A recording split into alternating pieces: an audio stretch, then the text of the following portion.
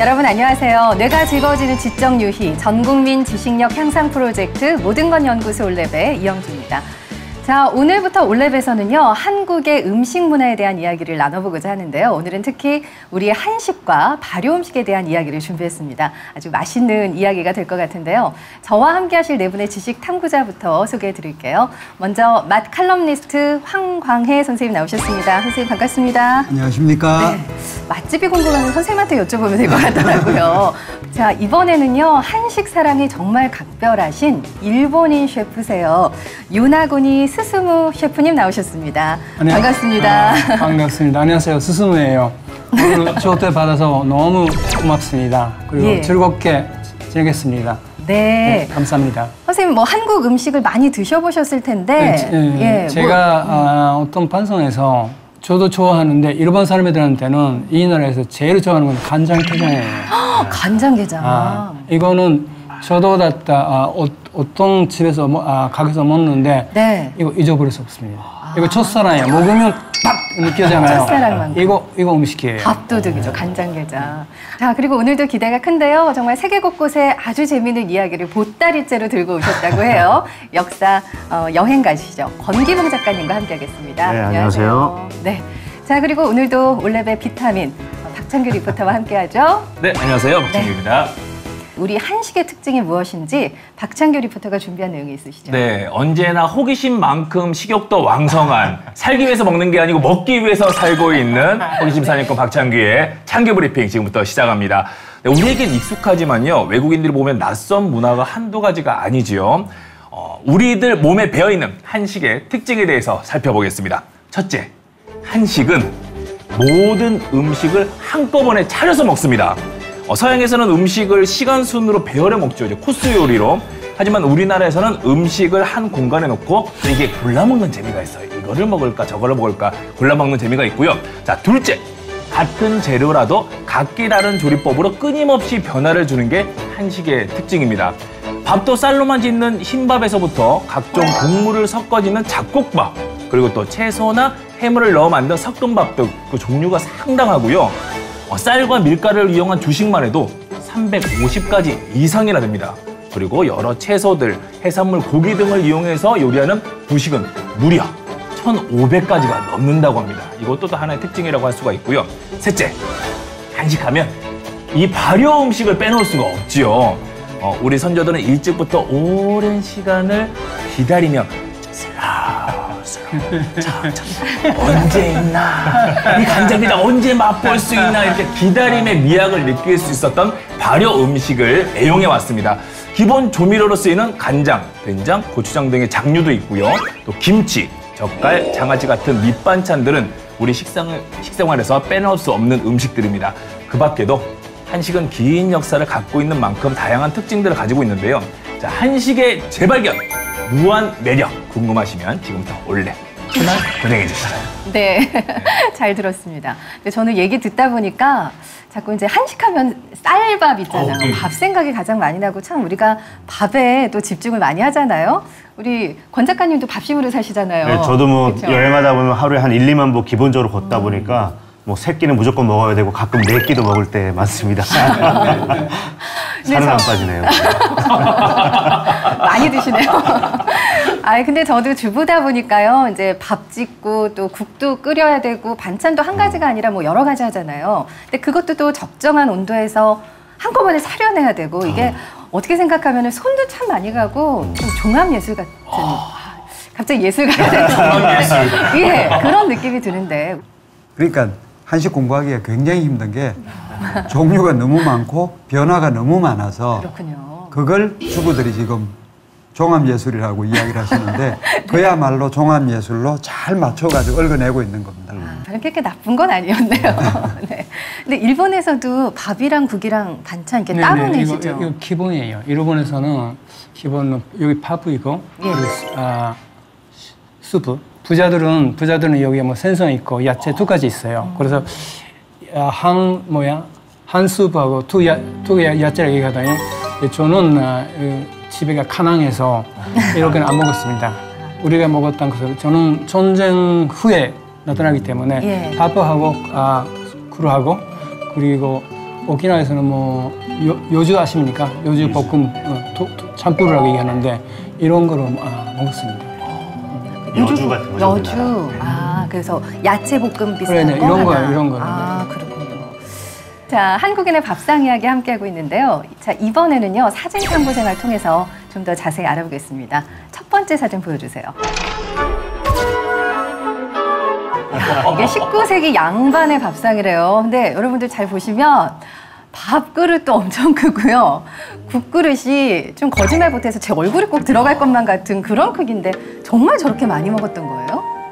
예, 외국 사람들이 19세기 말 20세기 초반에 한국에 왔던 그 서구인들 혹은 뭐 물론 일본 사람들이나 그 당시에 이제 중국 사람들 이 보고 제일 놀랐던 게 밥을 저렇게 먹는다고 놀랐다는 사실을 보고 우리가 지금 저렇게 먹었어요 라고 그러시는데 40, 50년 전에는 한국 시골에서는 저렇게 밥을 먹었고 저렇게 먹는 거를 공식적으로는 고봉밥이라고 그러는데 한편으로는 머슴밥이라고 그랬습니다. 머슴밥. 머슴들은 저렇게 먹어야 일을 할 수가 있어요. 그래서 머슴밥이라고 그러고 있었죠. 선생님 저렇게 삼세끼를 먹었던 거예요? 뭐 가끔 세 끼에다가 세참까지 해서 네 끼를 먹는 경우도 있죠. 권 작가님이 뭐 4달, 5달 실제로 이 구한말에 이 땅에 들어온 이제 외국인들의 기록들도 남아 있거든요. 대표적으로 그 이사벨라 버나드 비숍 같은 경우에는 조선인들은 일본인들에 비해서 밥을 한 2배 정도 먹는다라고 기록을 하고 있는데 이건 구한말만 그런 게 아니라 사실 그 훨씬 이전에도 그래요. 이 고려말 조선 초의 관리였던 그 신숙주가 일본 사정에 이제 통달해서 쓴 책이 있습니다. 해동제국기라는 책인데 거기 보면 일본 관리들에 대한 얘기가 나와요. 어디 출장을 가더라도 식재료를 직접 싸갖고 다니는데 그 량이 조선인의 반이나 3분의 1밖에 되지 않는다라고 얘기를 하고 있는데 맞아요. 일본에서 완전히 기적은 부자들이 장군 이런 사람이 이렇게 먹는 것이고 무사들은 밥하고 국하고 하나만이거든요. 야채나 생선 이거는 실제로 구한말에 이제 외국인들은 조선인들이 이제 너무나 많이 먹으니까 대식국이라고 이제 기록을 할 정도로 쓰고 있는데 근데 이유가 저는 좀 있는 것 같아요. 기본적으로 유럽이나 일본, 중국과는 달리 기름 사용량이 좀 적었고 육류나 이제 생선 소비도 상대적으로 적다 보니까 주로 탄수화물 위주다 보니까 열량 소비가 빨랐던 거죠. 그래서 어쩔 수 없이 좀 밥을 많이 먹을 수밖에 없지 않았을까 하는 저는 추정을 좀 해봅니다. 지금 상차림을 봐도요. 서양 요리 같은 경우는 좀 플레이팅을 중시하잖아요. 그래서 접시가 이만하면 거기에 요만큼 주고 이상한 소스 같은 거 점 찍어놓고 뭘 먹으라는 거야. 이거는 요즘에 이거 옛날에는 아니에요. 옛날에는 이거예요. 우리 상을 보면 이제 그 그릇이 바꾼기가 이만하면 또 그 넘치게 이만큼 이 정도는 대줘야지 또 먹을 맛이 나고 참 그릇을 실용적으로 용기를 합리적으로 쓰는 게 아닌가 또 상차림에서 볼 수가 있네요. 근데 사실 뭐 이 서민이나 빈민 입장에서는 비슷하거든요. 그 고흐의 그림을 봐도 감자 먹는 그 농민들의 그림을 보면 올 가족이 앉아서 감자를 수북히 쌓아놓고 먹거든요. 주로 탄수화물 위주의 식사를 하다 보니까 어쩔 수가 없는 거죠, 사실. 이거요. 일본 에도시대 사람들은 어떻게 먹는지는 파프 있잖아요. 파프는 밥통 있고 거기에 국물이 있고 이것만 이걸 먹어요. 근데 파프는 이거 한국어에 오홉 이렇게 먹었대요. 산산도 못하는데 근데 이거 크루시퍼잖아요. 케이크 크거든요. 이것도. 조선인은 그 당시에 7홉 정도 먹었다고 합니다. 1.2리터. 배틀 들어가시나요 지금? 이렇게. 1.2리터가 그냥 쑥 들어가는 거죠. 근데 아무튼 밥과 국을 저렇게 많이 먹었다는 게 이제 다른 부식들이 좀 부족해서 밥으로 좀 그 허기를 많이 채웠던 것 같은 느낌도 들어요. 맞아요. 자, 다음 사진 보실까요? 김홍도, 조선시대 대표 화가죠. 김홍도 작품인데요. 지금 성대한 잔치가 벌어진 것 같은데 여러분들 잘 보이세요? 그러니까 갓을 쓴 양반들이 1인 1상, 독상을 다 받고 있거든요. 그게 좀 특이하네요. 이제 물론 뭐 굉장히 현명하게 나이가 드신 분 이런 뜻이긴 한데 네. 기로라는 게 우선 요즘으로 치면 노인잔치입니다. 네. 국왕이 주재를 하는 저런 기로연도 있고 그다음에 각 지방에서는 지방 관아에서 또 기로연을 저렇게 해서 뭐 한양까지 밥 한 끼 먹자고 갈 수는 없으니까 지방에서 저렇게 하는 경우도 있고 그러니까 이 그림도 보면은 지금 식사를 한 끼 예. 잔치를 해서 식사 대접을 하는데 재밌는 거는 상이 보면은 원래 그랬듯이 독상이다. 네, 그러면 지금도 이제 혼밥족들을 위한 혼밥 식당들이 있잖아요. 그게 유행이라고 하는데 그럼 예전에는 이렇게 혼밥, 독상을 먹었던 거예요? 그거하고는 개념이 조금 다른 게 혼자 상을 받긴 하는데 저렇게 네. 모여서 먹으니까 사실은 혼밥인데 혼밥이 아닌 거죠. 혼밥인데 혼밥 여러 아니에요? 명이서 먹는. 그러니까 상을 저렇게 이제 개인적으로 다 따로 차려주고 얼마나 그 독자적으로 그렇게 하냐면은 왕실에서도 우리가 생각을 하기에는 왕하고 왕비, 국왕과 중전이 같이 밥상에서 밥을 먹었다고 생각을 하는데 주방 자체가 다 분리가 돼 있습니다. 그러니까 국왕을 위한 주방이 따로 있고 중전, 왕비를 위한 또 주방이 따로 있고 메뉴도 그러면 다 달랐겠네요. 그거는 이제 주방마다 다르죠. 조선시대 내내도 그랬고요. 사실 일제강점기 때도 초중기까지는 대부분 다 독상을 받았습니다. 외상이라고도 하고 독상이라 하는데 네, 네. 1930년대에 이르면서는 이제 여러 가지 캠페인이 시작이 돼요. 조선총독부를 시작으로 해서 이제 각종 뭐 동아일보나 매일신문 등지에서 이제 캠페인을 합니다. 독상 혹은 외상을 폐지하고 한상으로 가자. 왜냐면 이때가 이제 중일전쟁 준비하면서 수탈이 좀 가혹해질 때거든요. 그래서 이제 그 식량 사정을 생각해서 한상 차림을 해서 같이 공유할 수 있게끔 해라 하는 이제 사실은 거기에 정치와 역사가 접목이 되다 보니까 외상, 독상이 사라지고 지금 이제 한상이 되었는데 그게 원래부터 그런 건 아니었던 거죠. 네. 독상을 받으면 전 기분이 되게 좋을 것 같아요. 뭔가 좀 특별한 느낌이 들어서. 근데 일본은 원래 독상이잖아요. 일본은 많은 사람들이 집에서 마찬가지로 자기 뭐 그릇이나 자기 젓가락, 숟가락 있거든요. 항상 자기 거, 이 상태에서. 근데 쉐하는 거는 거의 다 없어요. 아니면 장군, 야, 요거 오라, 여기서 술 해주고, 야, 이거 먹으라고. 그때는 이거 쉐하는데 아니면 아니에요. 다 자기 거. 그리고 사실 위생 개념도 무척 중시했다 보니까 맞아요. 한상 차림을 절대 하지 않았습니다. 대부분 다 독상으로 했죠. 그래서 요즘에 뭐 예컨대 술잔을 돌리거나 하는 건 상상할 수 없었던 겁니다. 예전에는. 우리는 뭐 뚝배기에서 같이 숟가락으로 퍼 먹잖아요. 하고 끓이면서도 찌개 같은 거 같이 먹고 뭐 이런 것도 뭐 위생 말씀을 하셨지만 사실은 뭐 그 100도 가까이 끓기 때문에 위생적으로는 끓 이상이 없잖아요. 다 소독이 다 되니까. 박찬규님 그거는 좀 다른 이야기인데 그 기본적으로 국을 큰 그릇에 끓여서 퍼서 내 그릇, 아버지 그릇, 어머니 그릇 이렇게 해서 따로 주는 게 원칙이고 지금도 우리가 집에서 밥을 먹을 때 보면은 국은 다 따로 주잖아요. 그런데 식당에만 가면 그냥 펄펄펄펄 끓는 그릇에 내 혼자 끓여서 하나 갖다 주니까 굉장히 좋다 그러는데 이거 거지 음식입니다. 잘못된 거죠. 네, 선생님 자꾸 저를 보고 말씀을 하시면.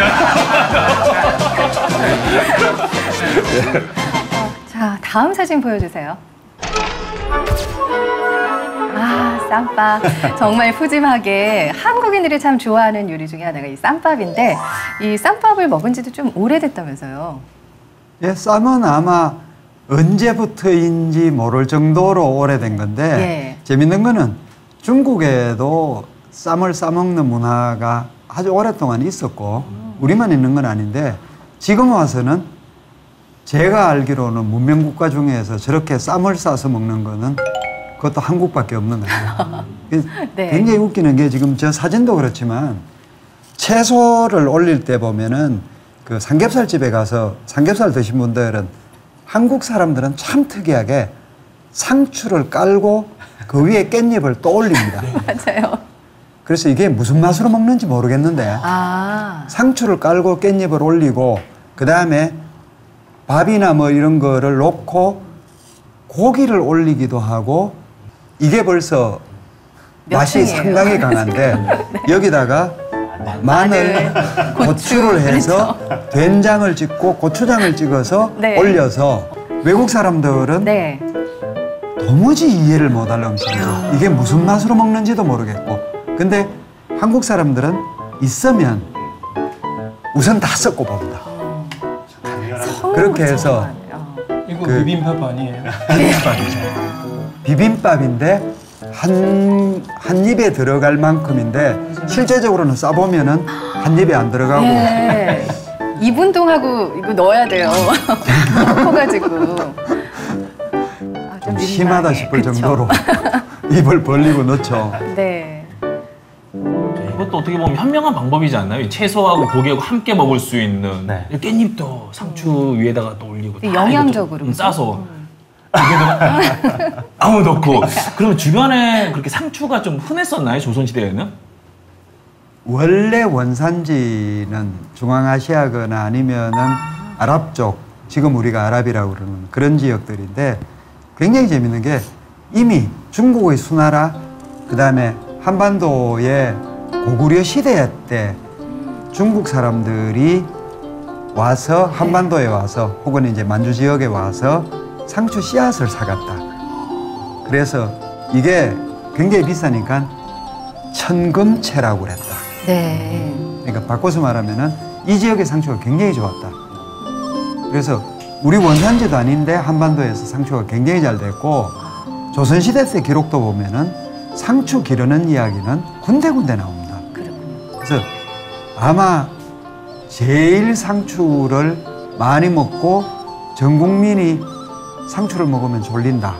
맞아, 졸려요. 그걸 정확하게 알고 있는 것도 아마 우리나라밖에 없는 것 같고 우리는 뭐 상추 지금도 일상적으로 이제는 사계절 다 나오니까 네, 네. 먹고 있는데 예전부터 먹었고 조선 말기 기록에 의하면 이제 해동 역사 같은 데 보면은 상추가 천금채고 그다음에 한반도 쪽 만주 쪽에서 나오는 씨앗들이 굉장히 좋았다. 그 기록들이 지금도 남아 있습니다.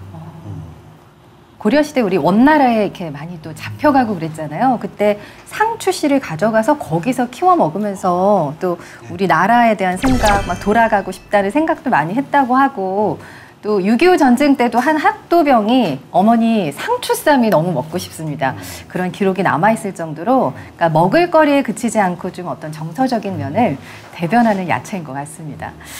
자, 이제 쌈 얘기를 나누고 있는데 쌈이요 계절에 상관없이 정말 뭐 다양하게 먹을 수 있잖아요. 참 변화가 다양하죠. 그렇죠. 뭐 상추가 없을 때는 뭐 호박잎을 쪄서 쌈을 먹을 수도 있고요. 네. 때로는 뭐 곤드레를 비벼 먹기도 하지만 옛날에 싸 먹기도 했었고 또 싸진 않지만 데쳐서 같이 밥과 먹는 뭐 이 두릅을 비롯한 여러 가지 채소들을 사실은 함께 먹어왔던 게 우리 문화 같은데 그러네요. 왜냐하면 이렇게 간편하고 네. 하다 보니까 밥 먹을 때 싸 먹는 것도 사실은 식재료가 부족할 때 일단 포만감을 느낄 수 있게도 하거니와 다른 좀 간이 강한 것을 좀 중화시켜서 먹을 수 있는 게 이 채소 쌈이잖아요. 간편하고 또 빨리 기동성 있는 음식의 형태인데 그런 것들이 일상생활에까지 옮겨와서 이제 뭐 다양한 보자기 쌈무나 아니면 책 보따리 그런 걸로 저는 연결됐을 수 있다라고도 또 생각합니다. 일리가 있는 것 같아요.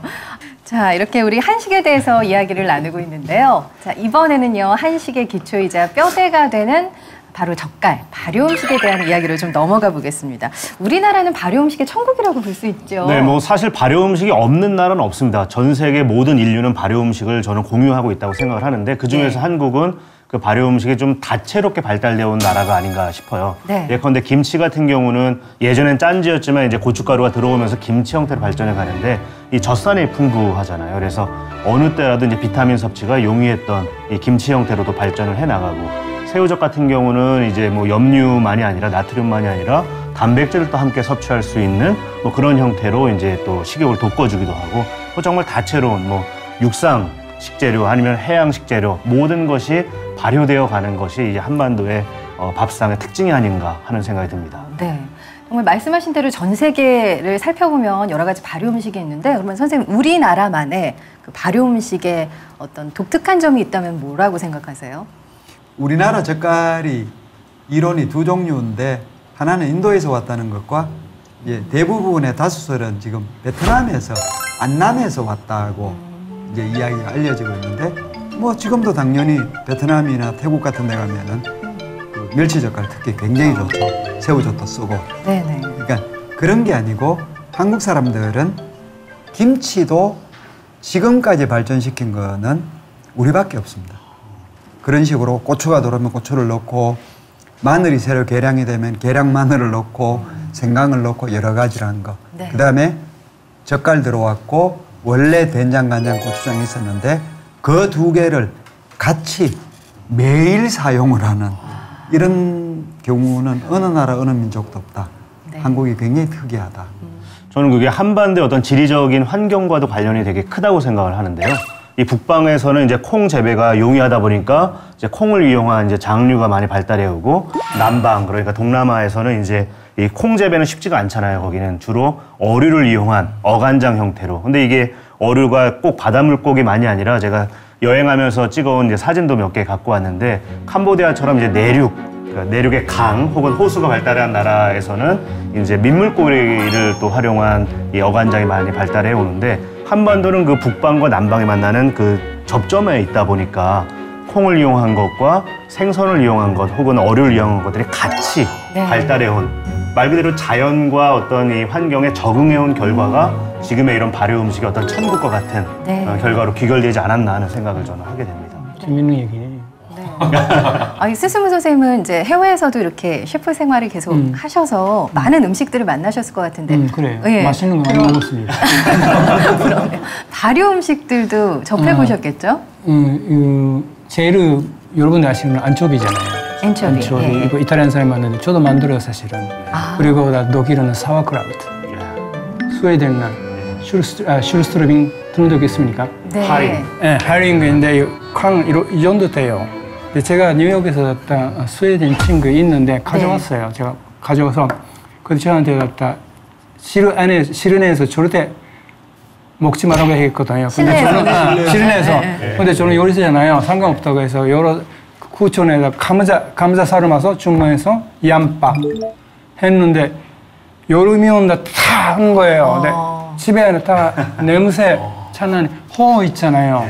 호흡보다 더 강해요. 홍어보다도. 근데 요리사잖아요. 먹었는데 이거 화장실보다 나빠요.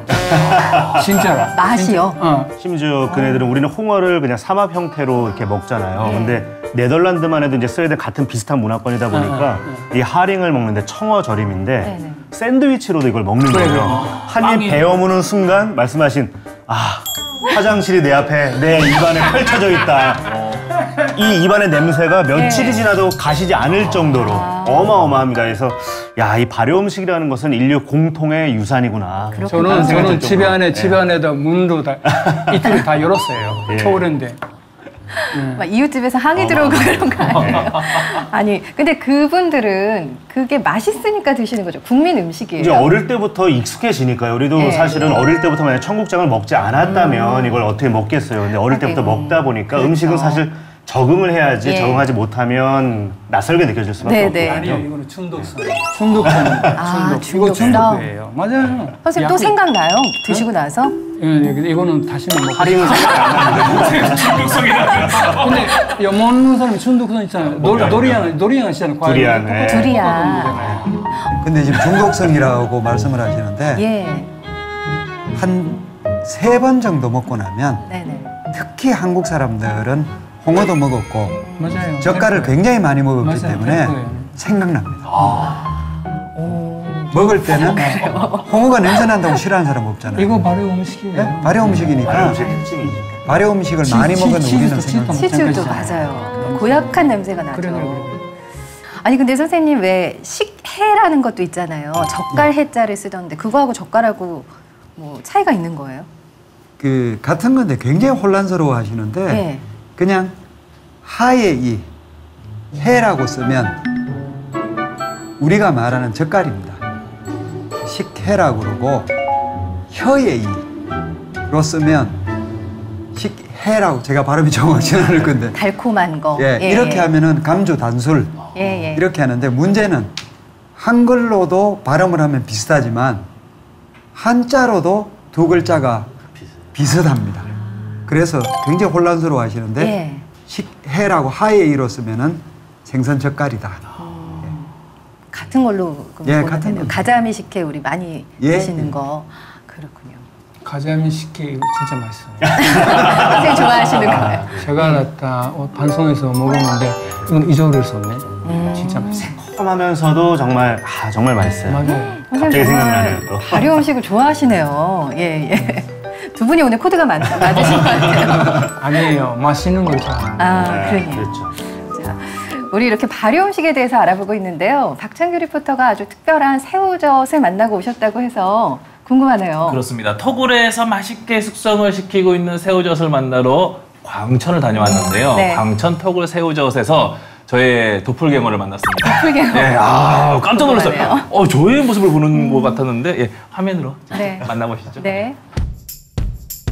모든 것 연구소 올랩에서 빠져서는 안 되는 시간. 오늘도 호기심을 찾아서 여기저기 마구마구 사냥을 떠나겠습니다. 오늘 새로운 얼굴이 있네요. 안녕하세요. 반갑습니다. 반갑습니다. 오늘 너무 캐릭터가 겹쳐. 겹치나요? 이 반듯하고 깔끔한 이미지 저와 너무 겹치지 않나요? 비슷하다고 생각은 좀 불갱어라고 하지만 외모 많이 다른 면도 다르시네요. 있지 않나 생각합니다. 딱 저의 10년 전 얼굴입니다. 나 10년 뒤 이렇게 된다.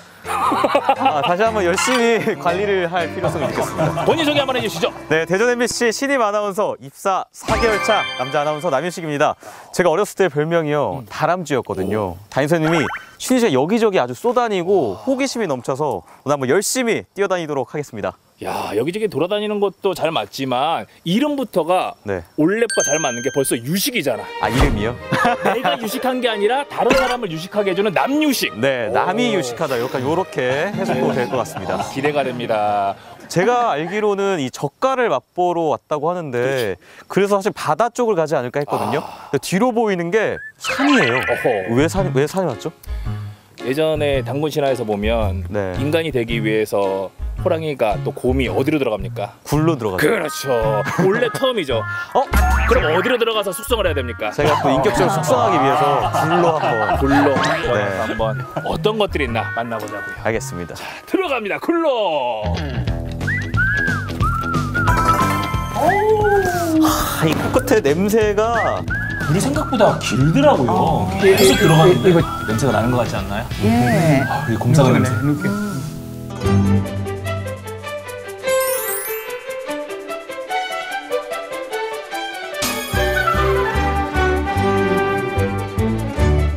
저희가 예전에는 이제 광산이었었는데 네. 광산에 워낙 처음에는 새우젓들이 배에서 내렸을 때 버리는 게 많아서 광산에 한번 넣어봤더니 숙성이 잘 되더라.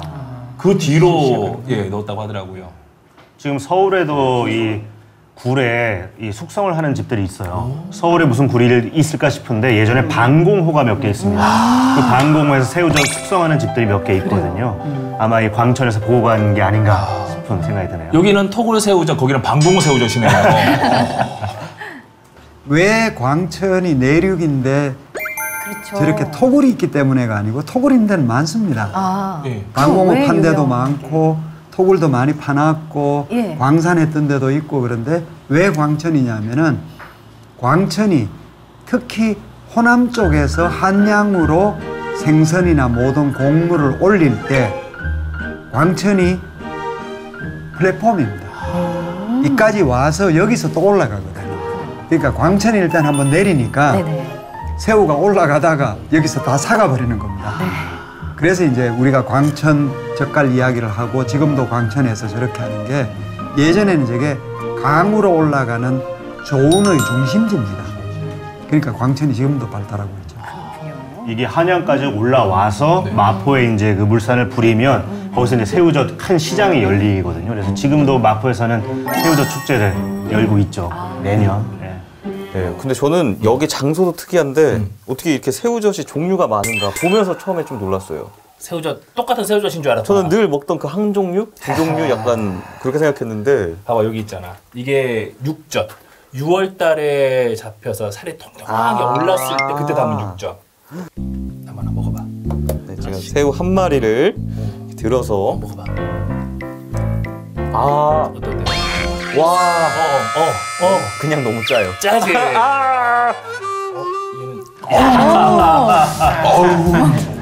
너무 짜.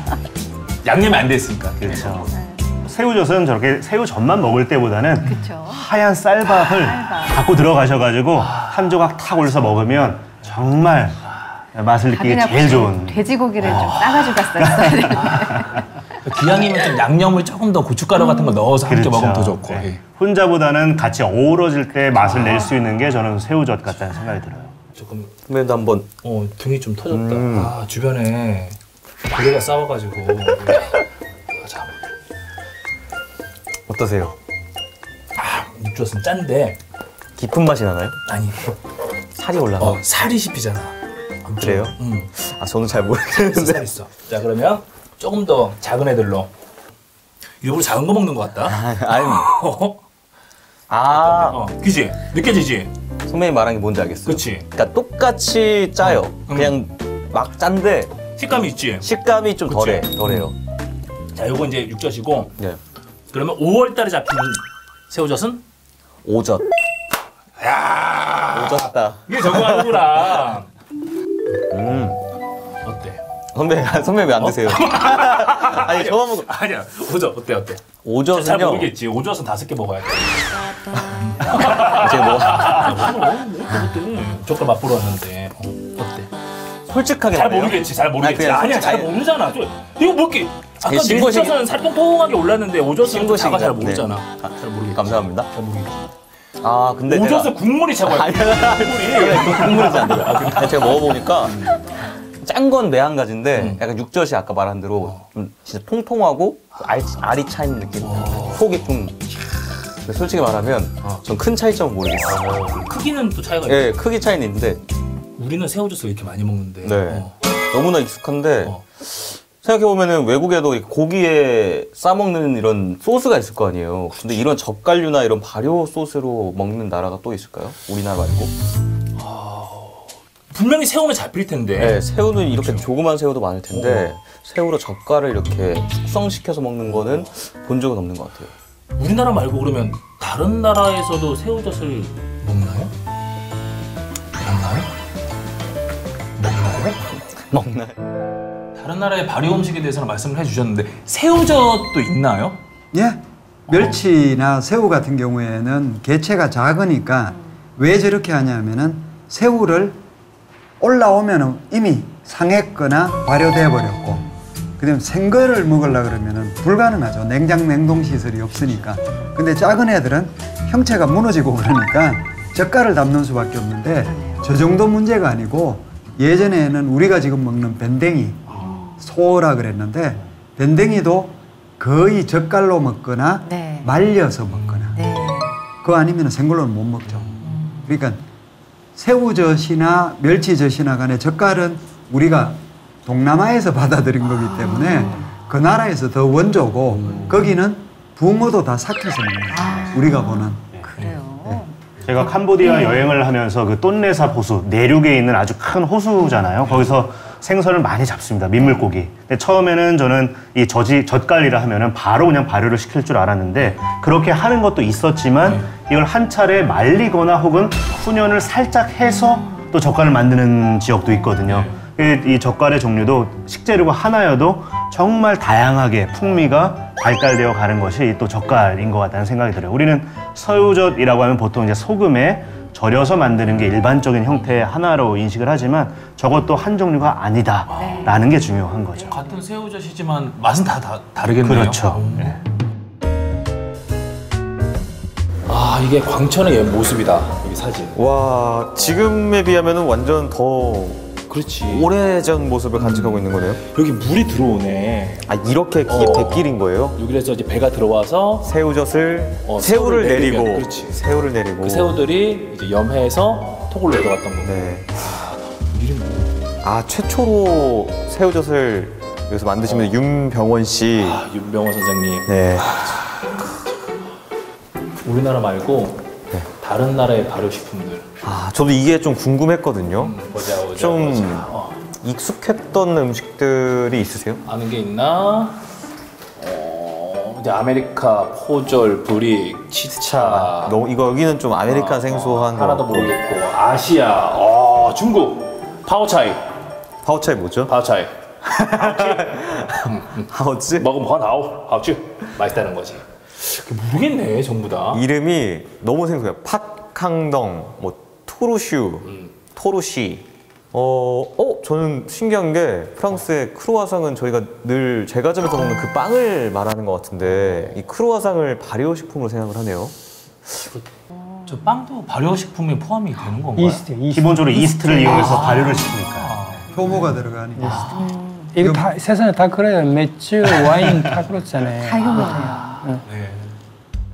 저는요 이 지역별로도 이렇게 다양한 젓갈들이 많은지는 몰랐어요. 정말 많은데 제가 이 써있는 젓갈 종류 중에서 먹어본 게 한 4가지? 명란젓, 오징어젓, 새우젓, 어리굴젓 이렇게 이 정도밖에 없는 것 같은데 나머지 너무 생소해요. 나는 그래도 남하나보다는 조금 더 살았으니까 또 어떤 거 드셔보셨어요? 난 여기 있는 어리굴젓, 밴댕이젓, 밴댕이젓, 꼴뚜기젓, 꼴뚜기젓, 낙지젓, 낙지도 먹어봤다. 조기젓. 조기젓도 맛있어. 조기젓이요? 조기젓 맛있어. 맛있을까? 갈치속젓. 갈치속젓이요? 맛있어, 갈치속젓.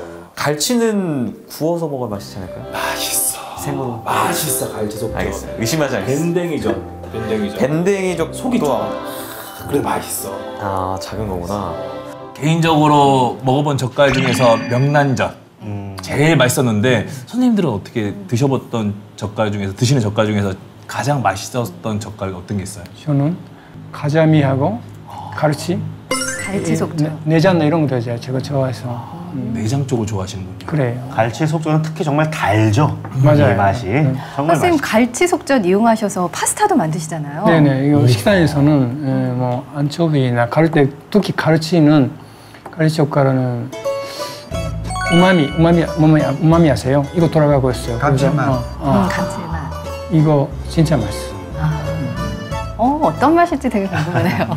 예. 네, 저 지도에도 나와 있지만, 그러니까 지도에서도 읽을 수가 있지만 네. 재밌는 점은 위도로 봤을 때 북위, 남이 각각 한 40도 안쪽에서 이 발효 음식들이 많이 발달해 왔다라는 거거든요. 아까 뭐 부탄도 그런 경우지만 이 더운 날씨에 대응하기 위한 음식의 형태로서 이제 발효 음식이 발달돼 왔다는 거를 저 지도에서도 읽을 수가 있네요. 세계 지도나 뭐 한반도의 지도나. 와. 다양한 새우젓 음식. 김치에는 네. 새우젓이 들어가야죠. 김치. 감칠맛도 나고. 그런 거. 그리고 또 보쌈 수육 먹을 때 딱 새우젓이 빠지면은 이 보쌈 고기하고 새우하고는 또 찰떡. 네, 찰떡궁합이잖아요. 순대. 순댓국 딱 국물에 새우젓 딱 풀어가지고 먹어야지 맛있잖아요. 꺼내서 또 새우젓 하나씩 올려서. 네, 또 순대 먹을 때. 맞아. 찌개로도 애호박찌개에다가 또 새우젓을 넣어서 찌개도 들어가고 이렇게 국밥에도 간할 때 새우젓을 풀어서. 네. 이게 우리나라 진짜 이렇게 보면은 다양한 뭐 고기며 국이며 김치 뭐 새우젓이 정말 활용 분야가 많은 것 같아요. 들어가는데 그냥 먹기도 하고. 네, 새우젓 자체로도 그냥 먹고 반찬도 이렇게 음식의 되고. 재료로도 많이 들어가고요. 팔방미인이네요. 근데 이렇게 음식에도 궁합이 있잖아요. 그러니까 젓갈들의 종류가 좀 많은데 선생님, 좀 젓갈들과 궁합이 맞는 음식이 있다면 뭐가 있을까요? 저는 그 하얀 쌀밥 이야기를 하시는데 예. 하얀 쌀밥도 예전에는 소화가 잘 안 되는 것 중에 하나입니다. 쌀밥 자체가. 그러니까 그것도 궁합이 맞고 그 말씀하셨지만은 파스타 종류에도 보면 이태리 사람들처럼 이제 결국 멸치 젓갈인데 그 엔초비를 해서 하는 경우 그다음에 이제 갈치 젓갈로 또 해보셨다고 그러는데 사실은 탄수화물 중에서 소화가 잘 안 되거나 맛있게 먹으려고 그러면은 젓갈을 꼭 따질 일은 없지만 예. 모든 젓갈이 다 어울리는데 개인적으로는 젓갈만으로 그냥 먹었을 때 맛있는 거는 제가 먹어본 것 중에는 갈치 속젓하고 전어의 위장이 보면은 조그마한 밤같이 생겼습니다. 그래서 전어 위장만 모아서 만든 젓갈이 원래는 전어 밤젓인데 세상에. 전어 밤젓이 굉장히 맛있죠. 그거는 진짜로 딱 하나만 해서 밥을 한 그릇 먹을 수 있다. 광천에 와서 토굴 새우젓을 알아보려면 네. 중요한 것은 또 그 맛을 봐야지요. 맛을 봐야죠. 아. 제가 정말 고대하던 그 시간입니다. 오늘 사실 이것 때문에 온 거예요, 저는. 많이 짜. 진짜 짜요. 약간 지금도 엄청 짜서 솔직히 맛있다는 생각은 1도 안 들어요.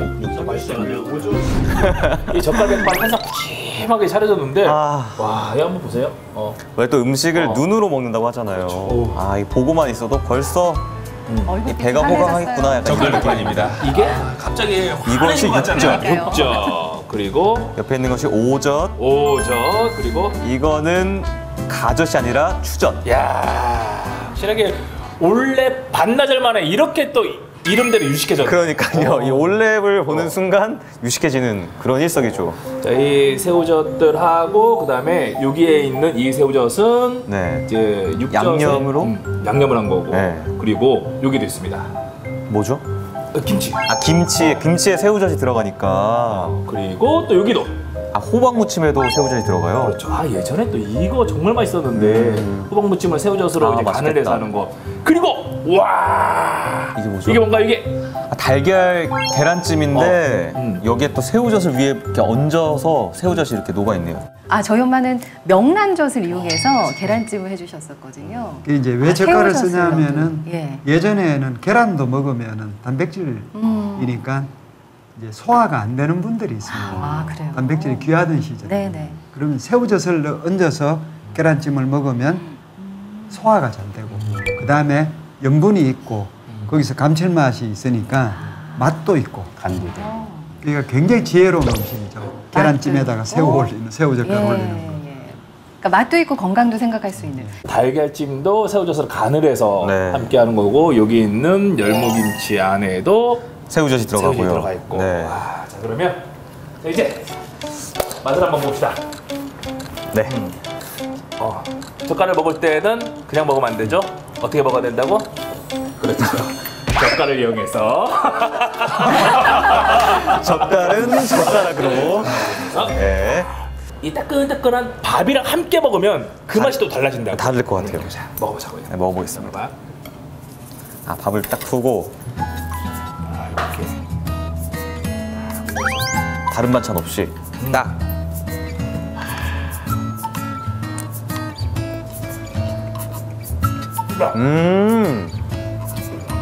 토굴에서는 먹었을 때 그냥 네, 짜기만 짜기만, 했다는 남유식 아나운서. 글쎄 뭐라고 했을까 되게 궁금한데요. 다르네요.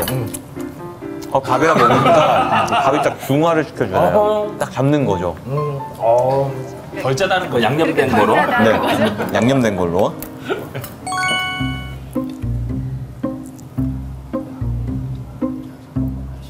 와, 맛있다. 벌써 맛있다. 올려야 벌써 맛있지. 자, 먹어보겠습니다. 들어갑니다. 와, 이거네. 이거다. 표현을 해주세요. 무슨 맛일까? 자, 얘기합니다. 다리가 달렸잖아요. 집게로. 요 혓바닥을 치네. 새우가 안에 딱 그래서 네. 살아있어. 밥이 딱 그거를 붙잡고 있는데 이 새우가 몸부림치는 거예요. 그 정도로 이게 새우가 통통하고 정말 드셔보신 분들 알 것 같아요. 여기 새우젓은 예. 새우가 살아 있습니까? 그만큼 생생하게 생생한 그냥. 맛을. 아니 우리 마칼럼니스트시니까 선생님도 이렇게 흰 밥에 새우젓 올려서 드시잖아요. 예. 맛 표현을 좀 한번 해주시면 어떠세요? 맛 표현이 아니고 예. 맛이 있을 수밖에 맛이 굉장히 강할 수밖에 없는 게 예. 단백질하고 지방질하고가 다 있는 데다가 저게 네. 날 걸로 먹으면은 맛을 못 느끼는데 삭은 거기 때문에 분자 구조가 다 풀려 있습니다. 거기다 감칠맛 나오고 소금은 기본적으로 밥하고 부딪히면은 밥의 단맛을 최대한 강하게 해줍니다. 그래서 소금이 주는 단맛, 그 다음에 단백질, 탄수화물, 지방까지 해서 다 풀려서 그러니까 입안에 들어가면 감칠맛이 나죠. 네. 그런데도 또 양념까지 했어요. 그러면 맛이 없을 수가 없는 거네요. 더 이상 이야기하지 마십시오. 입에 침이 고여서. 저는 이 맛을 새우의 꿈이라고 명하고 싶습니다. 새우의 꿈. 새우의 꿈이다. Dream. 서해 바다의 푸른 바다를 헤엄을 치면서 나는 광천 토굴로 갈 거야. 광천 토굴로 갈 거야. 그리고 토굴에 와서 속을 만나고 또 1년 동안 숙성이 돼서 그 다음에 이제 이 밥을 만난 거지. 그 인고의 세월을 딱 지나서요. 밥을 만나서 안에 있는 모든 나의 짠맛 그리고 새우 맛을 이 밥한테 내어주면서 그 맛들이 밥알 사이사이사이사이 흘러서 함께 어우러짐. 희생. 희생. 새우의 희생. 그래서 이 맛을 새우의 꿈이라고 네. 이야기하고 싶습니다. 새우의 정말- 뜻과는 새우의 의지와는 관련없이 찰떡궁합이네요. 아니, 굉장히 네. 착한 사람이 하나 망가지는 것 같아요. 좀 안타까운 마음이 좀 있어요. 그리고 아까 새우 발 얘기했으니까 네. 이 발 하나하나에다가 정말 수갑을 다 쳐버리십니다. 수갑을. 왜? 너무 맛있어서? 아니에요. 아, 못 도망가게 하려고. 밥도둑이니까. 밥도둑이니까. 또 밥이 들어가게 하잖아. 수갑을 다 쳐. 근데 육젓이 제가 이제까지 먹었던 거랑 좀 진짜 다르긴 다르네요. 먹어보니까 양념된 걸. 그치? 사람에 따라서 기호에 따라서 다를 수도 있겠네. 나는 좋아하는- 방금 이제 버무린 새우들 뭐 숙성실에 들어갔다 네. 나오는 새우를 좋아할 수도 있는 거고. 그렇죠. 식감도 더 달라질 것 같아요. 오래 삭힐수록 좀 부드러워진다든지 이런 뭔가 단단한 느낌이 덜하지 않을까 그런 생각도 들고 전 개인적으로 한 어쨌든 6개월에서 한 1개월 미만? 6개월에서 1년 정도 미만? 좀 살이 살아 있을 때, 통통하게 네. 올라와 있을 때 그때. 반년에서 1년 사이가 좀 적당한 숙성 시기가 아닌가 생각이 드는데 그러고 보니까 숙성실의 온도도 영향을 많이 미치겠네. 아까 톡을 가보니까요 그 온도가 딱 들어갔을 때 뭐 에어컨이나 이런 걸 켜놓은 거 아닌데 약간 선선한 느낌이 들더라고요.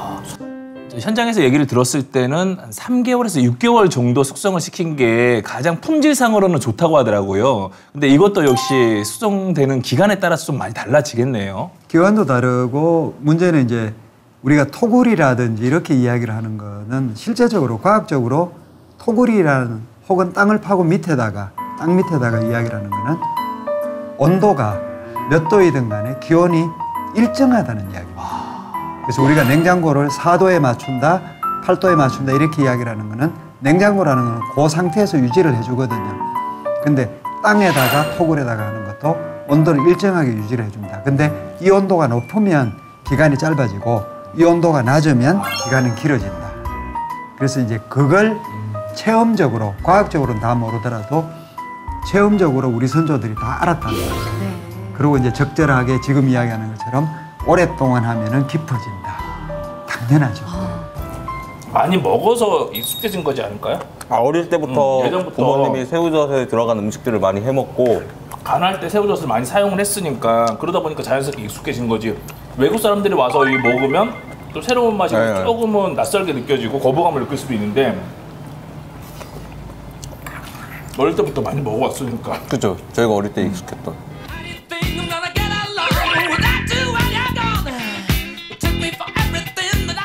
탈이 안 나지? 많이 먹어도 돼. 그런 얘기 들어봤어요. 새우젓 소화제. 그런 다음에 상고기도? 제가 2공기 먹은 상황이에요. 네, 고민하시는 겁니다. 한 공기, 여기서 이제 끊기면 안 되나요? having such a good time. If you wanna have a good time. 정말 이렇게 젓갈, 광천 토굴젓 가서 다양한 젓갈도 보고 사실 우리는 눈으로만 보니까 너무 괴로웠어요, 이 시간이. 너무 맛있어 보여가지고. 이 젓갈 백반인데 정말 맛있더라고요. 예. 그리고 저 토굴이 있었는데 저기가 또 토굴이 있기 때문에 새우 젓갈로 유명을 해졌고 관광 상품화도 됐잖아요. 네. 자, 앞으로도 이 토굴이 좀 잘 이어져서 후손한테도 좀 전달이 됐으면 하는 그런 바람도 생기더라고요. 네네. 외국에 보면 포도주 저장 창고 그런 데 있잖아요. 우리도 충분히 관광 상품이 되지 않나요? 예, 많은 분들 오셨던가요? 혹시?